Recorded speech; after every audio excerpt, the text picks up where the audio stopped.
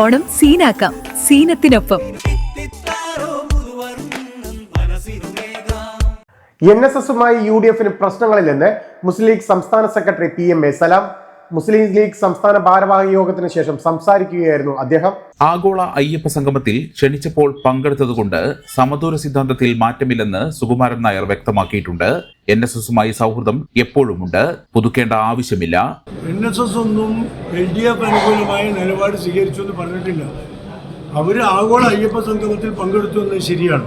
അതിനുശേഷം ബഹുമാനപ്പെട്ട NSS general സെക്രട്ടറിയുടെ പ്രസ്താവന വന്നു, ഞങ്ങളിപ്പോഴും സമദൂര സിദ്ധാന്തത്തിൽ തന്നെയാണ് എന്ന് അദ്ദേഹം വ്യക്തമാക്കിയിട്ടുണ്ട്. അത് NSSുമായി UDFന് ഒരു പ്രശ്നമില്ലല്ലോ. ആരാ പ്രശ്നമുണ്ടെന്ന് പറഞ്ഞത്?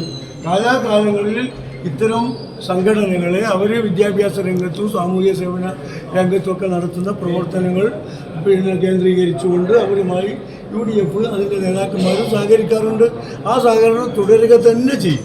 ഇടതുപക്ഷ ഗവൺമെൻറ് വിളിച്ചു കൂട്ടിയ ഒരു ആഗോള അയ്യപ്പ സംഗമത്തിൽ NSSന്റെ ജനറൽ സെക്രട്ടറി പങ്കെടുത്തു.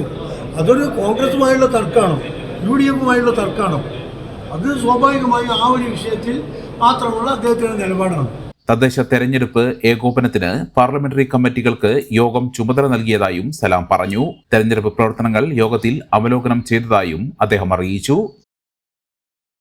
മെമ്പർമാരുടെ നിക്ഷേപങ്ങൾക്ക് ഉയർന്ന ലാഭവിഹിതം നൽകുന്ന കേന്ദ്ര സർക്കാർ സഹകരണ സ്ഥാപനം Bharat Lajna multi state housing cooperative society limited, Parappur road, Kottakkal. Phone 9946999976. ഈ ഓണം സീനാക്കാം സീനത്തിനൊപ്പം.